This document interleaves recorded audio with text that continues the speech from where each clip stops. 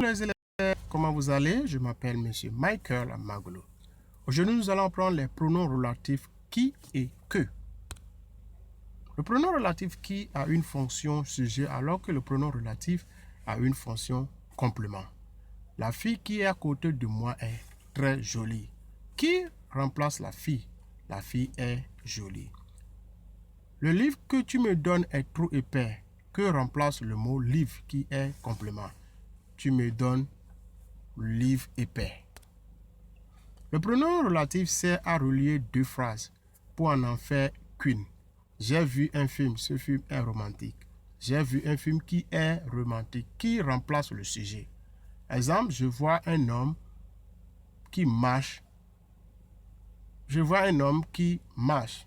Que remplace le sujet des compléments d'objet direct? Un exemple, l'homme que je vois marche.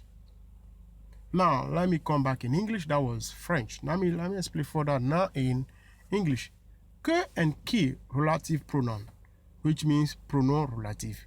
When used as relative pronoun, qui does not necessarily mean who, and que does not necessarily mean that, because their real meaning, qui means who, while que means that.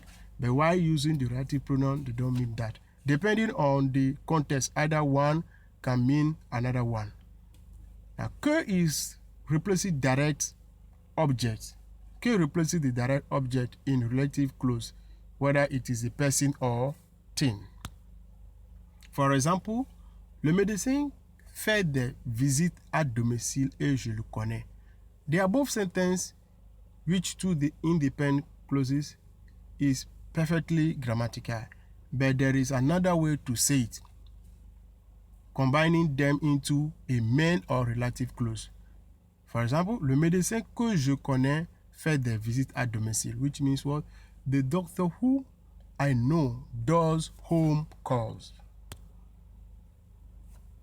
In English, the relative pronoun is often optional, but in French is always required. Another example, il va acheter une maison. J'ai vu la maison. So you have a repetition of maison, maison. Then we have to combine the two sentences together. It sounds silly to say maison twice, right? Since it is a direct object in both sentences, we can join them and replace the second maison with what? Que. And there are two different ways to say this. Let's look at it now. J'ai vu la maison qu'il va acheter. I saw the house that he's going to buy. Another way, il va acheter la maison que j'ai vue. He's going to buy the house that I saw. You see the different way, and all of them, the que is replacing the maison to avoid the repetition of the word. Another more example. J'ai bien certaines choses. Le théâtre est une de ces choses. Then combining them together now, the two sentences we will be now having. Le théâtre est une des choses que j'aime bien. And you see that is the que that is joining those two sentences together and become one. The theater is one of the things I really like. Another way to say it again, we can say une des choses que j'aime bien, c'est le théâtre. One of the things I really like is a theater. You can see the two ways of joining these two sentences with que. In summary, que serves as a direct object in order to connect two clauses and avoid repetition. Qui now, which is the subject. Qui, on the other hand, replaces the subject of the subordinative clause, whether it is a person or a thing. For example, we have j'ai un fils, il joue au tennis. Using two short related sentences like this, selected, so we combine them into one. J'ai un fils qui joue au tennis. I have a son who plays tennis. Here is another look at the very first example. You can word it in another way to replace the subject rather than the object. Le médecin fait des visites à domicile et je le connais. Je connais le médecin qui fait des visites à domicile. You see, you can see that the key now join the two subject. Now we have, the meaning means I know the doctor who does home calls. Remember that qui does not always mean who. I said it earlier on, and when it is related, when it is a relative pronoun. See another example. Voici le livre. Le livre était sur la table. Then joining these two sentences we have now, voici le livre qui était sur la table. Here is the book that was on the table. The subject of the second sentence is le livre. So when combining the two sentences into one, it becomes what? Qui.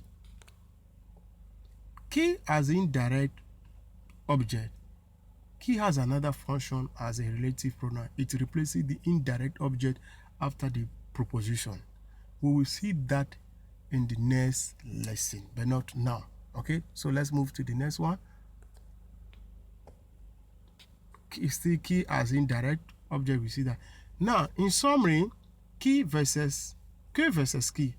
As a relative pronoun, que is a direct object for person or things, and qui is either a subject or the object of the preposition, which we have not really learned. Some teacher will tell you the difference between them is much simpler. Qui is always followed by the verb, while que is always followed by a part of speech or a pronoun like je, tu, il ou elle, tu, nous. Why that is often true, it falls apart when the inversion comes into play. It falls apart. But we will see that in the other lesson. I will explain further in that. Okay? Now, I want you to practice more at home with these activities for you by completing these sentences with que or qui. And remember, the simplest way to just summarize all this, you know that que is followed by what? A part of speech or pronoun, while qui is followed by verbs. Okay, so look at this activity from 1 to 10 and practice that at home for me and paste it back. Thank you. Au revoir pour la prochaine leçon. Bisous, bisous. Bye bye.